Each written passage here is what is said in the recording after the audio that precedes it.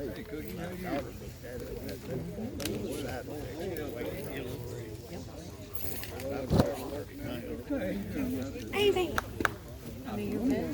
are about to have an invocation. Those who are standing, feel free to stay standing. If you're seated, don't spend a whole lot of time getting up unless you just feel like you have to.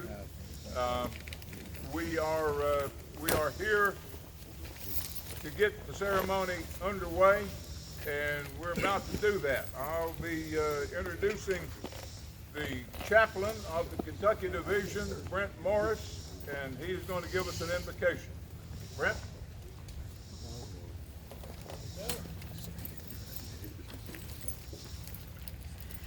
Distinguished guests and friends and compatriots, it's an honor to be here with you today.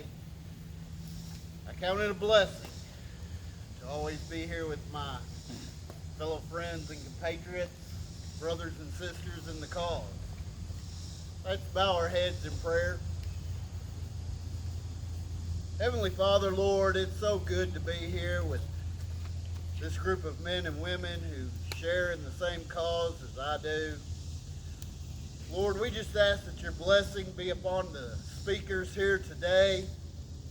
Lord, as we seek to honor our ancestors who fought in the war against the states, Lord, we just ask that you bless them in a special way. Lord, thank you for this nice weather that you've given to us. Lord, we just pray that you continue to shine it down upon us. Be with us as this day goes and we travel back to our homes and to our families, and help us to promote what the SCV is all about our heritage, not hate. And we ask all of this in your Son, Jesus' name. Amen. Amen.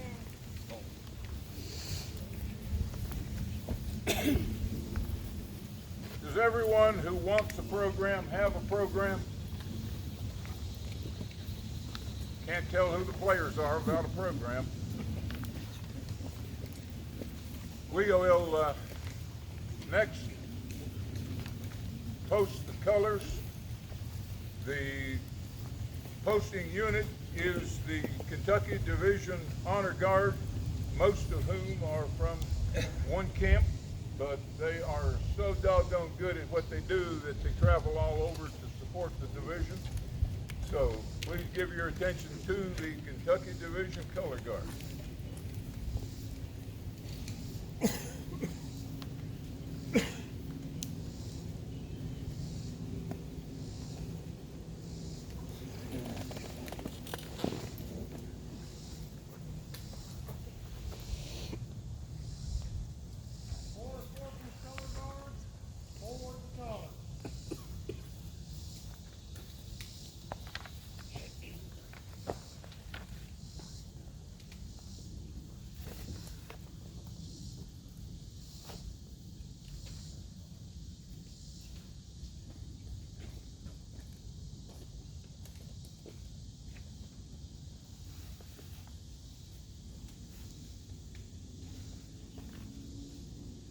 Place colors.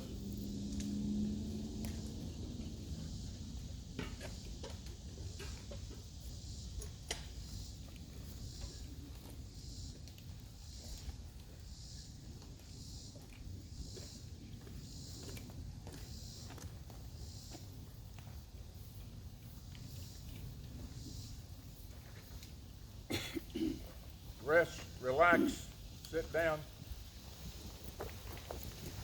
Whatever makes you comfortable.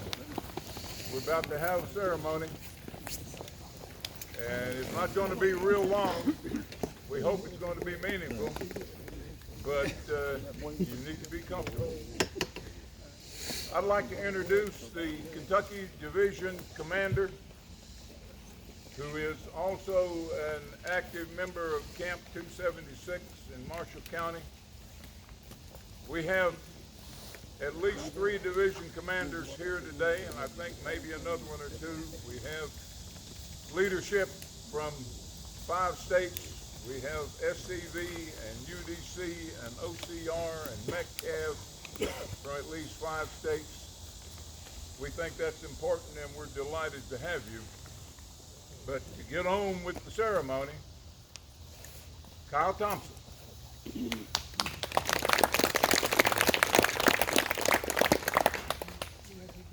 I don't need a mic, do I? No, Good. No. Sorry, Riley, we're just not going to use it wherever you are. We'll do it later. It's a running joke between a lot of the camps in my area that I talk shorter every time I meet with them, and I'm going to do that today. I'm going to give you the shortest welcome remarks I can and officially welcome everybody out here to Fort Donelson National Military Park and Battlefield. We have the good fortune of being about 50 minutes from here, so we're here a lot, and I want first to see if we can give ourselves a round of applause and the NPS for allowing us to be here and working so well with us.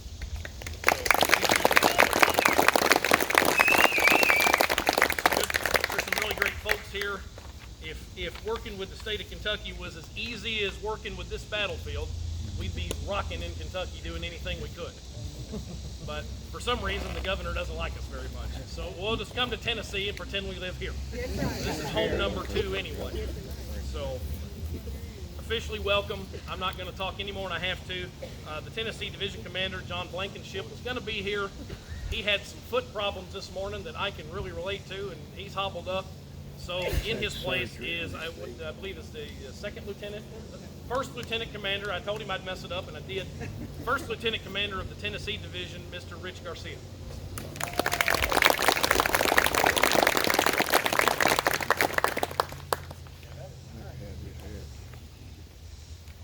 A lot of people here. Thank you very much for attending. Like you said, I am Richard Luna Garcia. I am the First Lieutenant Commander, Tennessee Division, Sons of Confederate Veterans, and Camp Commander of Gainesville Invincibles, Camp 1685. Like you said, John had a foot injury. He asked me to attend, and basically opening greetings to you guys. John wanted to be here today because his great-grandfather, Henry Hunton Jewell, was captured here at Fort Donelson and taken to Camp Morton for several months as a POW. So this is a special place for him, and he really, really wanted to be here. So on behalf of the Sons of Confederate Veterans, Tennessee Division, I am proud to be here with you to highlight a chapter in our history that demands our attention. We are proud Tennesseans and Kentuckians and Missouri. Any people from Missouri here? Well, everyone, we're a proud Southerners with a legacy of resilience, courage, and independence and defiance against federal authority. Today we assemble to honor the loyalty and the valor of the Tennesseans and the Kentuckians and the Texans and the rest of the guys from the southern states, sons that fought and died here and were captured, the Battle of Fort Donelson. In their noble cause, while serving the greatest Southern army ever to walk the face of the earth. As we do today, and with God as our witness, we pledge to uphold our destiny charge until the very end, to always honor our Confederate ancestors and pay immortal tribute to those who have laid down their lives for Southern independence. From the first shots at Fort Sumter, South Carolina in 1861, to the battle here in 1862, and to the last land battle at Palmilla Ranch near Brownsville, Texas in 1865, many Tennesseans and other Confederate soldiers made a decision to join the fight for the Confederate States of America.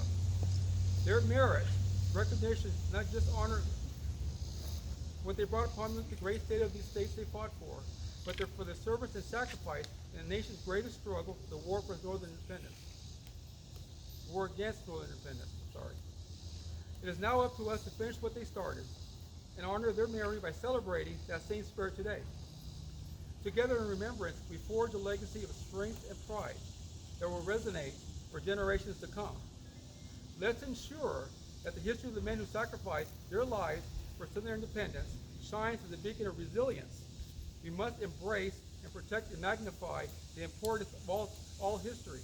We owe this to our children and their children and generations to come. I want to share a quote from Donald Gonzalez. Our ancestors were brave men and women who were not afraid or ashamed for their proclaimed independence. We have no reason to let them look down from heaven and be ashamed of us for not preserving their memories, history, and Confederate symbols. These symbols must be kept clean for those who, in their absolute ignorance, racism, and segregationist hatred, deemed to use them to divide America and further nefarious purposes and deeds. Their spirits linger here in every valley, in every glen, on every hill, on every mountaintop, in every swamp, and in every forest. They linger in places like Gettysburg and the fields known to them and God. Thus, let the battle flags fly, let them once again catch the wind, as the least we can do for a valiant dead. Dear Da Vinci, and long live the Confederacy. Thank you.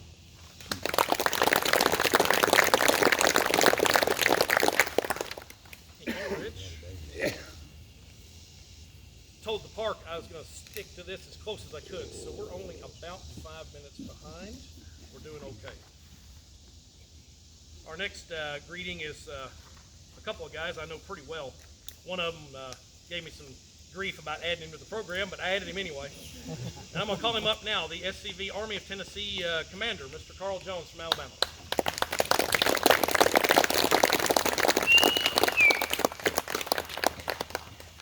Yes, sir. I asked him on y'all's behalf to not let me speak. Trying to do y'all a favor. But when he insisted, I thought, why do y'all want to listen to me talk? Some of y'all hear me too much. I had to go back and dig this out. I had not actually thought of this for quite some time. I mean, probably 15, 18, 20 years. But this is a letter written October the 10th, 1922 to the Guntersville Advertiser in Guntersville, Alabama. Will you please allow an old Confederate soldier a little space in the dear old Advertiser? I'll be 82 years old on the 15th of March. Was born and reared in Browns Valley, about 5 miles from Guntersville. I joined the Army in '61 and served until the surrender. Captain Millender's company was made up in Marshall County, Alabama. He made our company up at Crossroads at the Big Spring, Guntersville and Warrenton. There were 112 men in our company. Our first lieutenant was Solomon Ledbetter. Dave Davison was our second lieutenant. Green Lovelace was our third lieutenant. Jim Weatherly was our orderly sergeant, and John Kennedy was forage master. We left Guntersville and went to Camp Cheatham, Tennessee to drill, and when we got to Camp Cheatham, Forrest was in charge of 3 companies.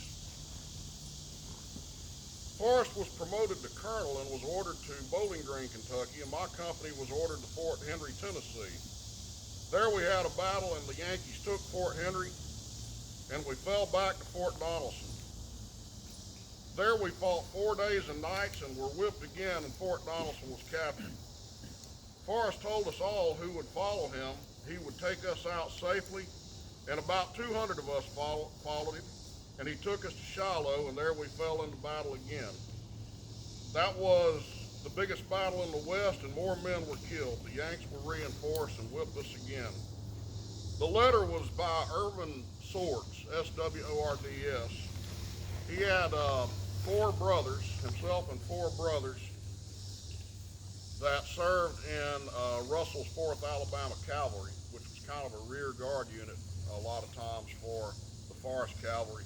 They had another brother, and I cannot recall his name, but for some reason he migrated to Tishomingo County, Mississippi, and served, I believe, in the 41st Mississippi Infantry, well into his 30s, if I recall. One of the brothers, Sheldon, was captured in Joe Wheeler's raid. If you know anything about Russell's 4th, they were ultimately transferred from Forrest Command to Wheeler's command. And Wheeler did a huge raid in the Sequatchie Valley of Tennessee that, frankly, if it had been followed up on, we might have won in the West. Atlanta may have never been taken because they had the Yanks. Wheeler did millions of dollars worth of damage to their supply lines in the Sequatchie Valley. But Sheldon was captured, and he was Irvin's twin, as a matter of fact. He was captured, sent to Fort Douglas, and you can say he died there. I'd say he was probably murdered, if you know anything about Camp Douglas. All of that to say, these were distant cousins, or not too distant cousins, I mean, of mine, but they were cousins of my third great grandmother, Mary Frances Swords. So I was really happy to find this letter and able to retain it all these years. And I wouldn't have thought about it until Kyle asked me to speak. But the point of all of it is, remember what they fought for. If you want me to sum, I can do a couple hours on this, but I won't. Sure. I'll sum it up real quick.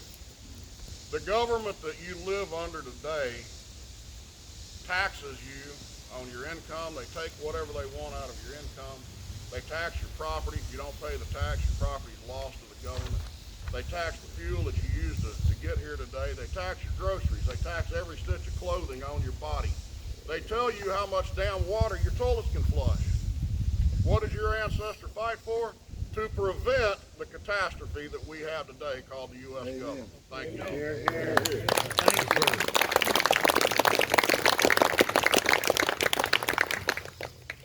A lot of people say I sound like Carl when I try to sound like him. So hang around a while. I may do an impression for you. My brother says I sound like him pretty good. So Yeah. I think it's a good guy to sound like. Your next greeting is from the Kentucky Mechanized Cavalry Captain 1E. That's Captain Joe Ford out of Wycliffe, Kentucky.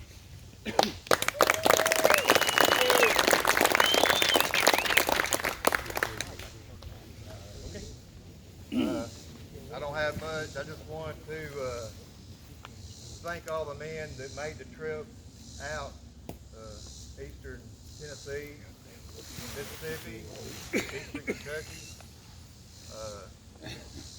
I want to thank Kyle for putting this together. What, this is the third year, and I want to thank Mr. Bowsher especially for the work he has done for the SCV and the work he continues to do. And looking at the people here, I know majority of you, and I know a lot of men that's not here, and commanders, I think the Army of Tennessee is strong. And I know we're mechanized cavalry, but we are SCV first. And we love this organization, and I just want to thank you again for MECAV guys making the ride out and up here. And that's all I got. And I appreciate everybody coming.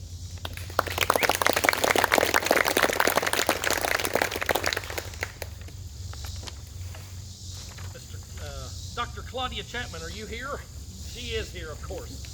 Your next greeting is the OCR greetings. Dr. Claudia Chapman is the Tennessee Society of the Confederate Rose president.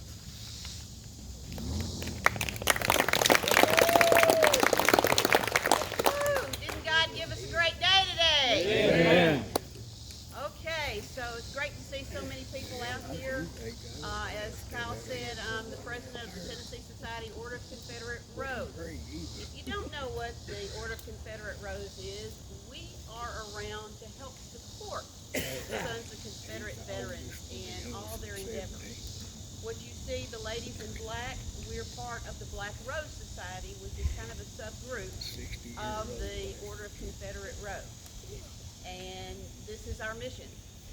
We come out, we believe very strongly in remembering our ancestors, paying tribute to our ancestors. I've heard Jason Bosher say it several times, say their name. It's the only way that we can keep their memory alive, and that's what we do, is to keep their memory alive. I'm going to help Kyle out and not talk my full 5 minutes. But I do want to say one more thing. I read this a little bit ago and I thought, how perfect. Honor their valor, emulate the devotion with which they gave themselves to the service of their country. Let it never be said that their sons in these southern states have forgotten their noble example. And let us not, as southern ladies, remember what our ancestors did for us, and let's teach the next generations the truth of our history and our heritage. Thank you all.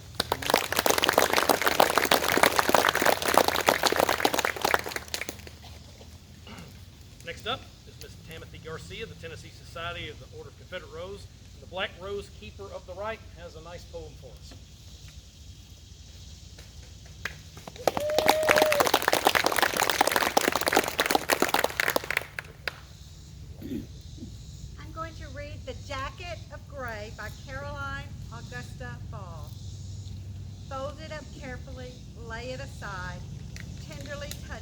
look on it with pride. For dear to our hearts must it be evermore, the jacket of gray our loved soldier boy wore. Can we ever forget when he joined the brave band that rose in defense of our dear southern land? And in his bright youth hurried on to the fray, how proudly he donned it, the jacket of gray. His bondmother blessed him and looked up above, commending to heaven the child of her love. What anguish was hers, mortal tongue cannot say, when he passed from her sight in the jacket of gray. But her country had called, and she would not repine, though costly the sacrifice placed on its shrine. Her heart's dearest hopes on its altar she lay, when she sent out her boy in the jacket of gray. Months passed, and war's thunders rolled over the land, and sheathed was the sword and lighted the brand. We heard in the distance the sound of the fray, and prayed for our boy in the jacket of gray. All in vain, for our prayers and our tears. The glad shout of victory rang in our ears. But our treasured one on the red battlefield lay, while the lifeblood oozed out of the jacket of gray. His young comrades found him and tenderly bare the cold, lifeless form to his home by the shore. Oh, dark were our hearts on that terrible day when we saw our dead boy in the jacket of gray. Ah, spotted and tattered and stained now with gore was the garment which once he so proudly wore. We bitterly wept as we took it away and replaced it with death's white rose, the jacket of gray. We laid him to rest in his cold, narrow bed, and graved on the marble we placed on his head. As the proudest tribute our sad hearts could pay, he'd never disgraced it, the jacket of gray. Then fold it up carefully, lay it aside, tenderly touch it, look on it with pride. For dear must it be to our hearts evermore, the jacket of gray our loved soldier boy wore.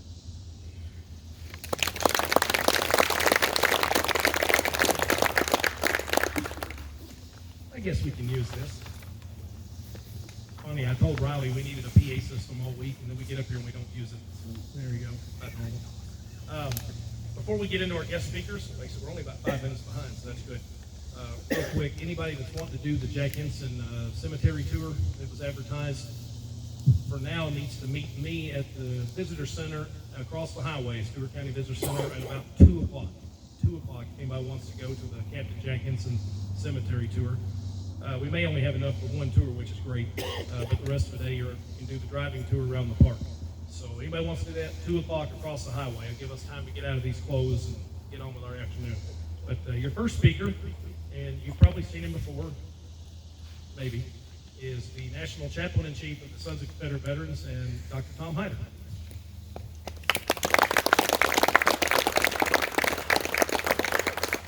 You probably won't need this.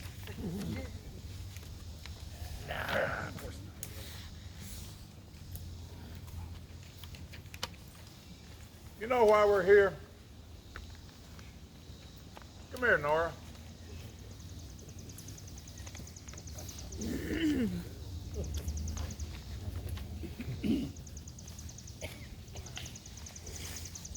This is why we're here.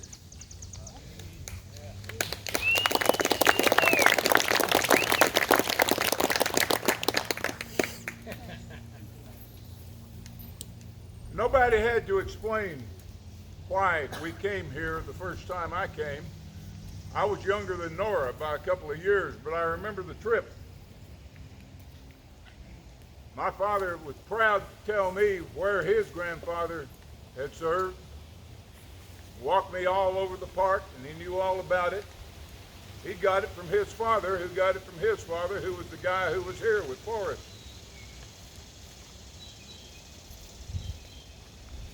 I knew. Everybody I knew.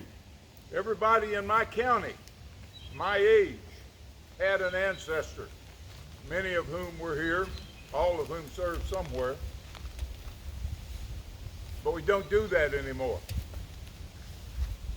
We assume that the schools are teaching the truth, and they're not. Nowhere, never, ever They're not. Don't you ever believe that you're just missing it, that most of the kids are getting it right. They're not. They're getting lied to. They're getting told things that are not true. And our charge as sons of Confederate veterans is to tell the true history. That's what we're here for. Who are we going to tell it to? We need to be telling it to our kids and our grandkids. We need to be putting our grandsons in cadet membership the day after they're born and start talking to them the day they're old enough to understand that they are descendants of Confederate soldiers. Carl Jones just told you what they were fighting for. They were fighting so that the government abuses that we live under today would not occur. Just that simple. It wasn't slavery. It wasn't even states' rights. It was freedom. The same thing their grandparents fought for in the American Revolution.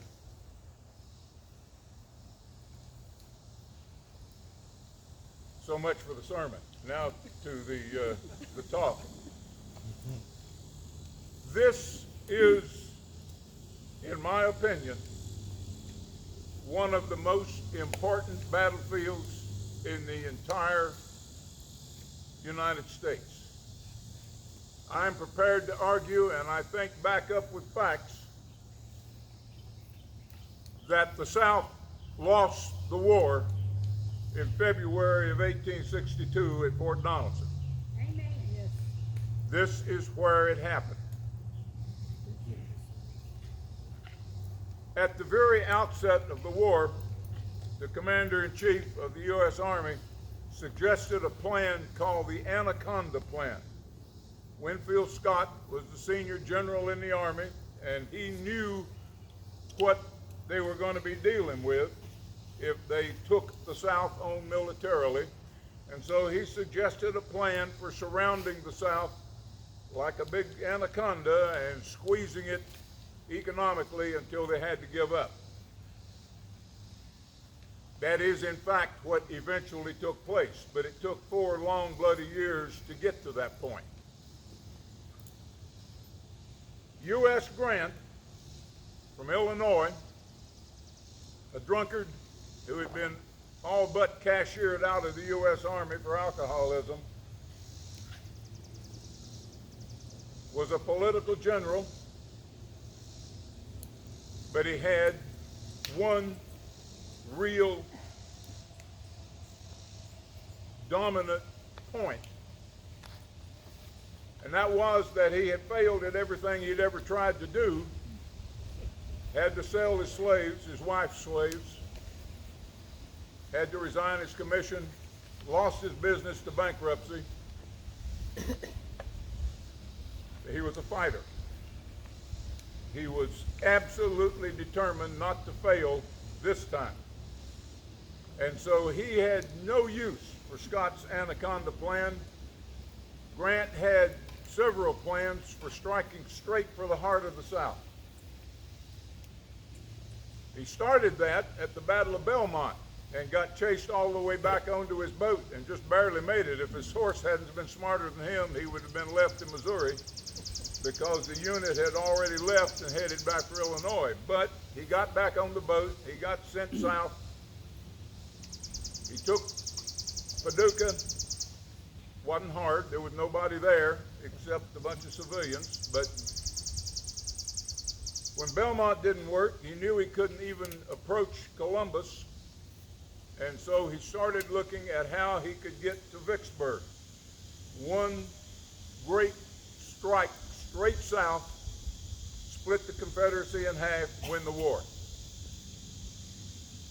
He did not plan for rifled muskets and all the other improvements in weaponry that existed at that time. But even at that, he was phenomenally lucky, or else he had really good intelligence. We don't know which. But the truth is that the Tennessee River used to flood on average every 3 years. major floods up to the level of Kentucky Lake now. That's what they picked as the height of the final dam on the TVA system. That's how much it was flooded in 1937. It was almost that high in 1862. Whether Grant knew that or whether he just got lucky is lost to history. But he brought enough troops to attack Fort Henry and headed up the river with the intention of attacking Fort Henry, and then, if he won, continuing across the isthmus and attacking Fort Donelson. He had somewhere between 25 and 29,000 men. On average, they generally say 27. How many ex-military do we have here? Combat arms. What do you have to have if you're going to take a fortified position? What's your ratio of attacking to defenders have to be? 3 to 1, right? That's what they teach you at Fort Benning. And yes, it's called that again, thank God.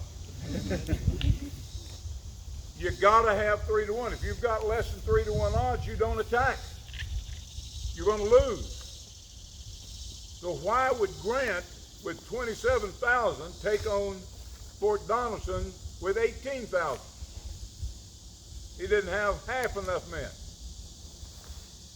because he didn't intend to attack Fort Donelson. He intended to attack Fort Henry with about 8,000.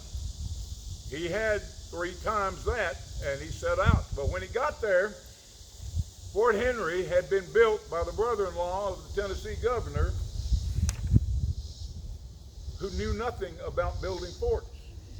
And so Fort Henry was built in the Tennessee Valley floodplain, right up next to the river. What happens when a massive flood comes against your fort and you're sitting in the river bottom? You either breathe water or you get up and leave. They got up and left. Where'd they go? Right here, Fort Donelson. That's why there were 18,000 here. All the garrison of Fort Henry came to Fort Donelson. Grant got off the boats. It was easy to find a place to land them. Crossed the isthmus and attacked Fort Donelson. Should he? No, he didn't have 3 times, but he didn't know that. Now, another piece of really good luck, and remember, always, Grant was a fighter. He was not about to quit. If he could get Union soldiers to die for him, he was perfectly willing. He did not want to be embarrassed by failing again. And so he threw the troops at the breastworks, but again was phenomenally lucky. The commander, the nominal commander, because he was the senior officer at Fort Donelson, General Floyd, a Confederate officer, had really deep concerns about staying and getting captured. You see, General Floyd had left the U.S. Army with 5,000 stand of rifles and brought them with him south to Kentucky and issued them to the State Guard. What did the State Guard do? They said, thank you very much, went to Camp Boone, enlisted in the Confederate Army with really good rifles. Floyd was scared to death he was going to hang if he got captured. So as soon as he saw Grant coming, he turned command over to General Pillow. General Pillow was not terribly competent, but besides thought, well, if Floyd had to leave, I should too. And he turned command over to General Buckner. Buckner was a Mexican War veteran, but he had no idea what to do in command of 18,000 troops, and so he surrendered. He didn't have to. This battle didn't have to go the way it did. He had the troops. Pillow thought they didn't have enough ammo. If he'd have asked the G4 He'd have told him they had plenty of ammo. Now, it was cold, as will happen around here in February sometimes. They were miserable. They did not have uniforms for it. Neither side did, for that matter, but especially the Confederates. There's a book called Center of Conflict that was published during the centennial that has a letter from a Union officer that says that practically none of the Confederate prisoners had uniforms. They were just wearing ordinary civilian clothes, many of them in shirt sleeves. And it was down close to zero that night. They were cold, but they could have fought another day. If they had fought another day, chances are the Union Army would have given up and left, and Grant would have been left by himself. But since they were still here and willing to fight, Grant was still willing to put them into it. And 2/3 of the Southern generals had left the scene, and Buckner surrendered. It was not a big battle. We like to think it was a big battle because it's our battle, the only really major battle we have in West Kentucky, and we cherish it. But the truth is, there were only 500 Union soldiers killed here, only 327 Confederates, about 2,000 Union wounded, about 1,100 Confederate wounded.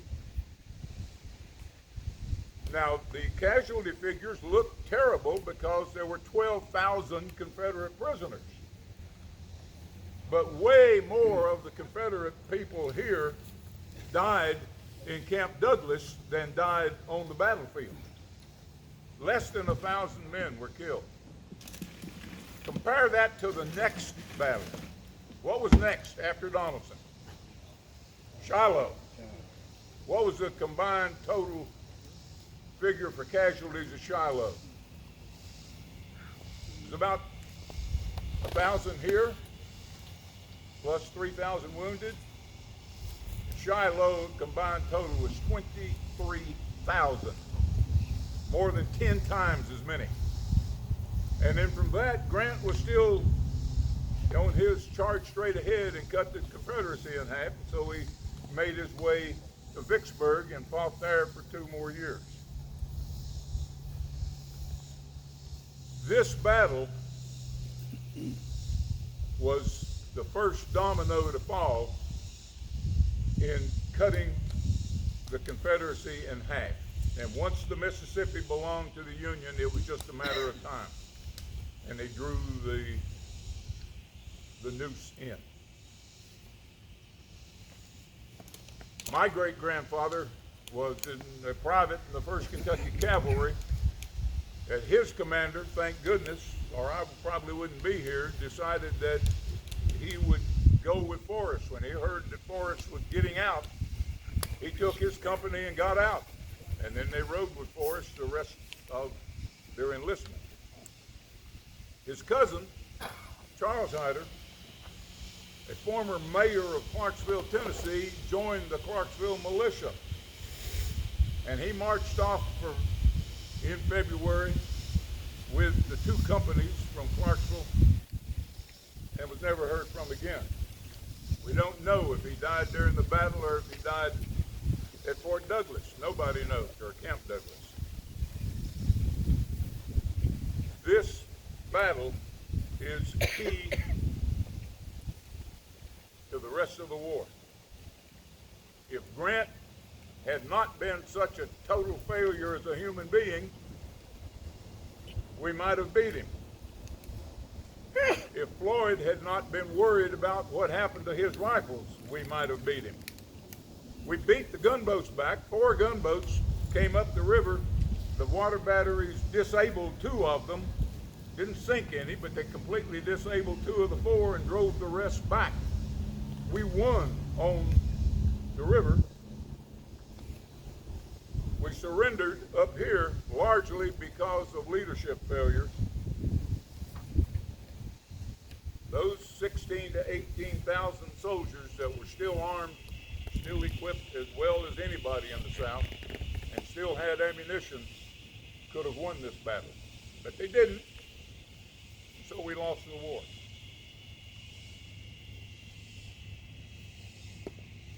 This is the friendliest national battlefield to the Confederate cause and the descendants of Confederate soldiers, I think, that there is anywhere. They treat us well. They welcome us. They are especially pleased with the number who go through the visitor center and buy things in the gift shop, so think about doing that. We have at least 120 people here. That's how many I counted. There were some sitting down who I couldn't see. Go back home, wherever state you're going to, and tell them Fort Donelson is a great place to visit and you had a really good time. There were soldiers here from all over. There were 2 regiments of Kentucky, 2 regiments from Alabama, 6 regiments from Mississippi, 12 regiments from Tennessee. This was largely a Tennessee battle. Actually 10 numbered regiments, but there were militia units to make up another 2 regiments. Cavalry from Alabama, Kentucky, Tennessee. There was a regiment, 3 regiments from Virginia, a regiment from Arkansas, and a regiment from Texas. The whole Confederacy was represented, and not too many of them made it to be exchanged a year later. Most, Camp Douglas is not a good story to tell anybody. Thank you for being here and helping us celebrate. Thank you for being a part of our celebration, and read the inscriptions on the monument before you leave. They are, I take no credit for them. They were put there by the Tennessee Daughters of the Confederacy many, many years ago. They are beautiful pieces of literature that you all need to see. Thank you.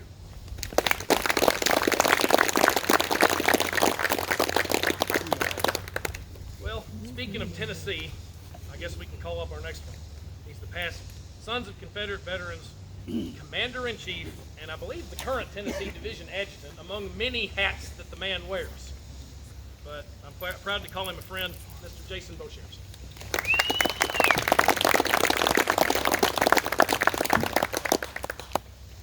Thank y'all for being here.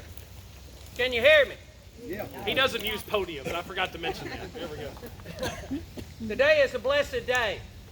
Today is the day we get to stand, we get to talk about, and we get to mention our Confederate heroes. I want to begin by thanking Kyle Thompson for his continued work in putting this on. I know you had a lot of help. I want to thank all of those that helped Kyle. I want to thank the National Park Service for allowing us to be here to do this. Thank you. Because this is a day we get to celebrate. This is a day we get to say their names. We get to remember them. We get to honor them. There was a private here. Got captured. Went to Chicago. Had a prisoner exchange in Vicksburg. His name, Jason Wilkes Beauchers, 48th Tennessee Infantry, Company B. My great-great-grandfather. Hey. The man I'm named after. He was here. So I got to say his name on a battlefield where he stood. How honored am I?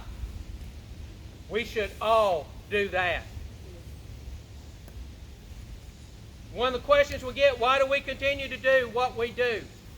I'm going to take a moment and quote a Confederate veteran himself. Randolph H. McKim, 18 years old, a preacher. He was going to be a preacher at the time of the war.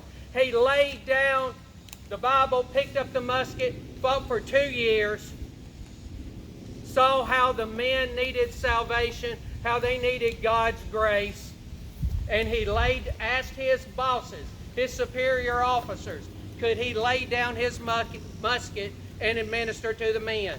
And they allowed him to do so. At a time when they needed every 21-year-old, able-bodied young man, they allowed him to lay the rifle down and administer to the men.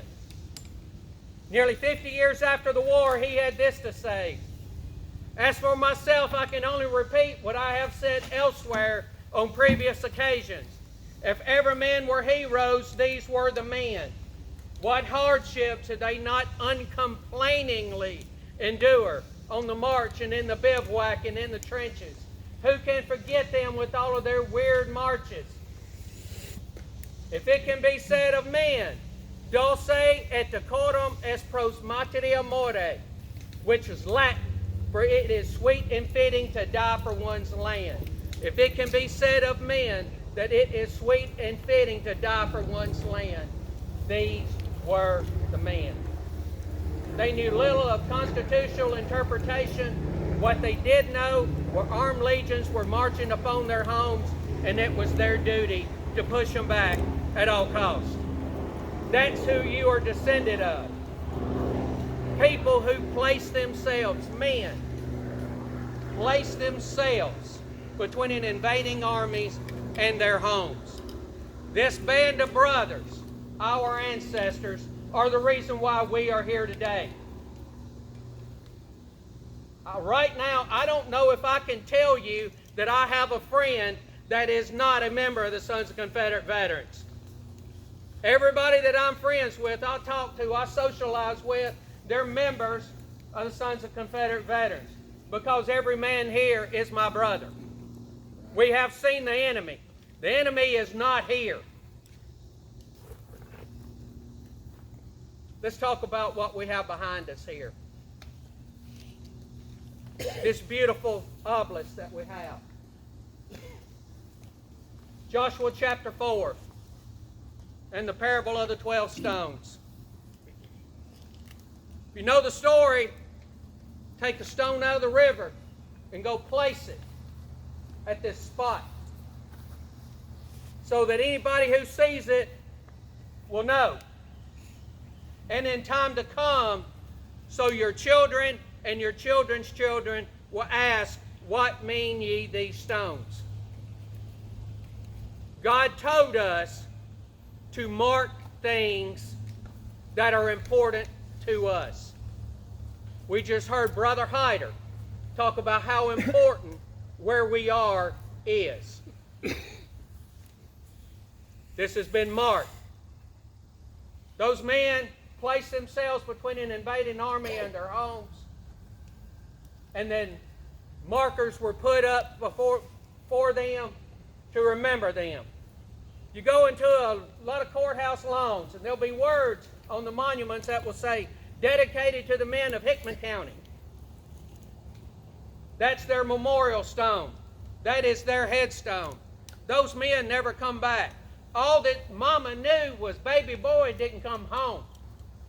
Mama didn't know what happened to him. His wife didn't know. His sisters didn't know. Nobody knew. But they could not let that sacrifice be undone. Something had to do it. This started them. My time's up. I want to thank you for allowing me to be here. I'm honored. My ancestor was here. His name, Jason Wilkes Bochier.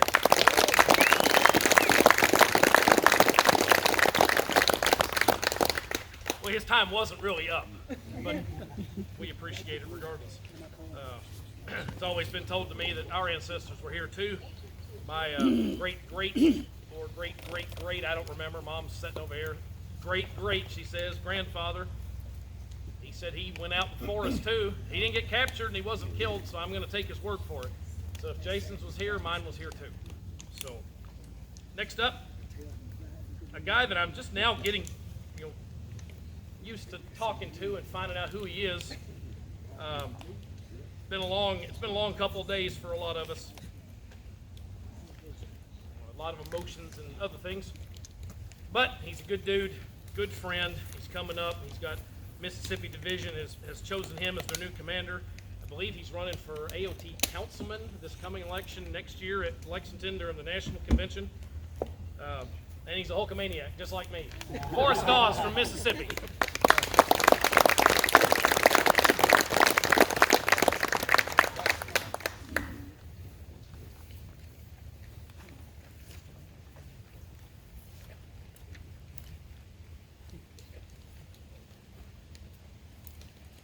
I'll ask you to bear with me. At 9:30 last night, I was at a high school softball game about 60 miles up from the Gulf Coast. So, on the drive up, I was trying to think what I wanted to say. Oftentimes, I'll already have a speech laid out, kind of have those words selected. And I thought I'm a little different from most of the other speakers here. To the best of my knowledge, I didn't have an ancestor here. So that personal connection's not there for me to resonate with. But, as many of you here that were in the military know, there are no bonds forged like those that are forged by men in uniform. And so you don't have to have been in the same battle to understand what that brother went through. So while I didn't have ancestors that served here that I know about, I did have ancestors that served and went through some of that same hell on earth, and make no mistake, it was hell on earth. So since I don't have that personal connection, I'm not going to try to follow. And by the way, Kyle, I want to thank you for putting me behind a past commander-in-chief and chaplain-in-chief to speak this morning. No pressure there. So I'm not going to try to match that. I'm going to tell you something that was laid on my heart coming up. And I've told this story a lot in various talks that I've given. See, when I was a young man, my father worked hard. He worked a lot. He was a good father, don't get me wrong. He came to my ball games. He was a provider. He took care of me. He was there for me. He took me hunting. But he was working a lot. And as such, I spent a lot of time with my grandfather. Got very close to my grandfather. And as I started growing up, I started realizing that my grandfather was telling me these same stories over and over and over. And as a young, naive, dare I say ignorant teenager, I can recall kind of rolling my eyes and thinking, Papa, you've already told me that before. The old man's losing it. Papa's gone now. And I sure am glad he told me those stories over and over. Because now I remember those stories. But here's the thing. If I don't tell those stories to my son, if I don't pass those stories down to my son, now they die with me. And all he did was for nothing. So to bring that back around to why we're here today, it's already been pointed out on the side of this monument. The next generation will forget if we don't tell that story. It's up to us. They can no longer speak for themselves. They're gone. We have to speak for them. And so I want to close with this morning. Commander-in-Chief Boshear just said that all of his friends are in the SCV. And I would probably agree with that statement, but if any of you are involved, whether it be business, whatever, and you interact with the public, you come across people that don't really know who we are. I had people this past week, what are you going to Tennessee for? tell them what I'm doing. And a lot of times, people that aren't in these circles, it'll come back with, why are you doing that? Why are you driving 6.5 hours to talk for 10 minutes in another state? They don't understand. When I tell people I'm a member of the Sons of Confederate Veterans, I get 2 questions. And I'm going to bet most people here get these same 2 questions. Who are you? What do you do? That's the 2 questions we get asked. Who are you? What is the Sons of Confederate Veterans? And the second thing quickly is, what do you do? Well, today I'm going to answer that question. And I'm not going to answer it in my words. I'm going to answer it in their words. The following is directly from the report of the organization of the General Confederation Sons of Confederate Veterans. This appeared in the August 1896 issue of the Confederate Veteran magazine. The formation at Richmond last week of the Federation to be known as the United Sons of Confederate Veterans should receive the commendation and support of all true Southerners.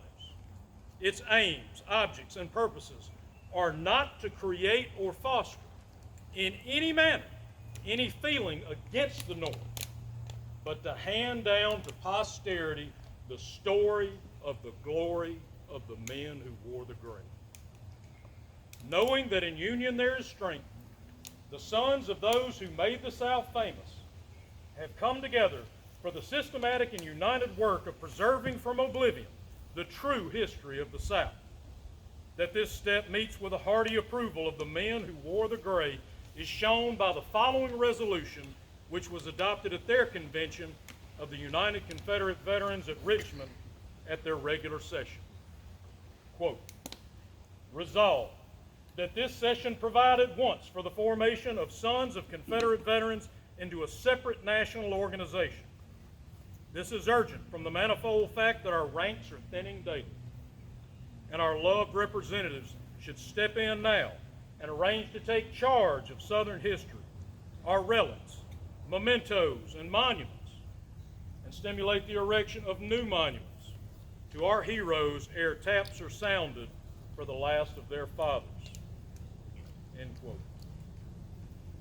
But before this resolution was adopted, the Sons had taken matters into their own hands, and on the evening of June 30th, met at the auditorium at Richmond and arranged for the organization of a federation themselves. At this meeting, a committee was appointed to draft a constitution for the new association, but they were unable to prepare the same that evening, and the session adjourned at 11 o'clock to meet the next day. On July 1st, the delegates from the camp of Sons of Confederate Veterans from the various southern states who had been called by the R.E. Lee camp of Richmond assembled for the purpose of forming this association, adopted a constitution governing the United Confederate Veterans, and permanently organized the United Sons of Confederate Veterans. The preamble of this Constitution reads, to encourage the preservation of history, perpetuate the hallowed memories of brave men, to assist in the observance of Memorial Day, to aid and support all Confederate veterans, widows, and orphans, and to perpetuate the record of the services of every Southern soldier. These are our common aims. These objects, we believe, will both promote a purer and better private life and enhance our desire to maintain the national honor, union, and independence of our common country. That's who we are. That's what we do. We are here to remember and honor. Because if we don't speak for these men, who will? I thank you for the opportunity to be with you and speak today on this hallowed ground. Commander, I thank you for organizing this and inviting me and including me. I do count it as an honor, and I appreciate each and every one of you for being here. Thank you.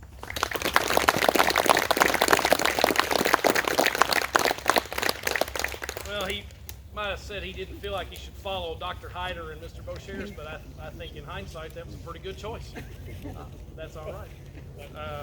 I'll introduce the Order of Confederate Rose to go on with their reading presentation now.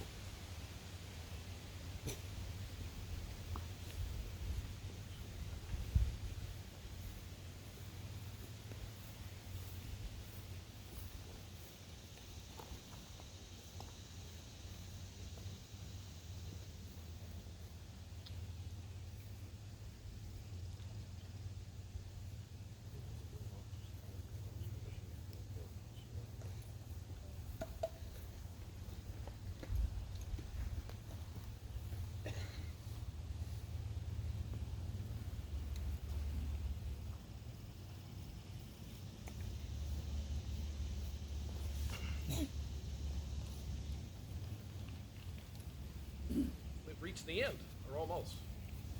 I'd like to call up our division adjutant, Mr. Mike Knight, to assist with the playing of taps.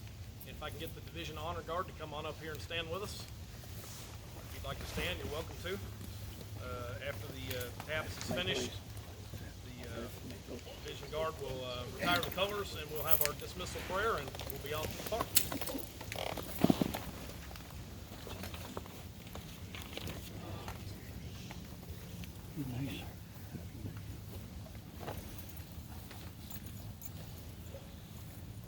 He asked for a second. We can give him a second, can't we? I'm sorry.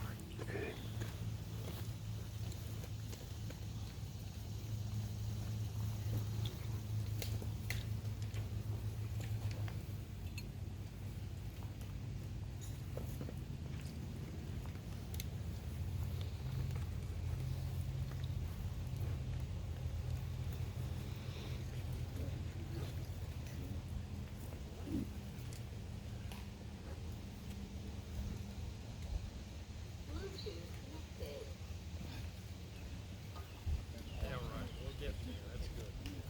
It's always a good sign when it says connected.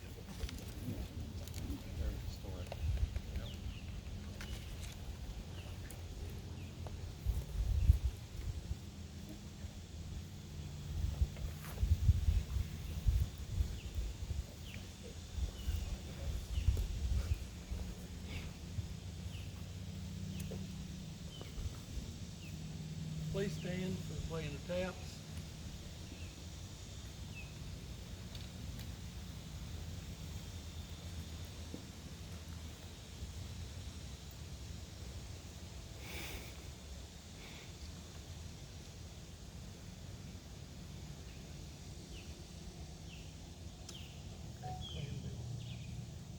Y'all join me in singing Dixie. That's a good plan B. Batters are down. Oh, I wish.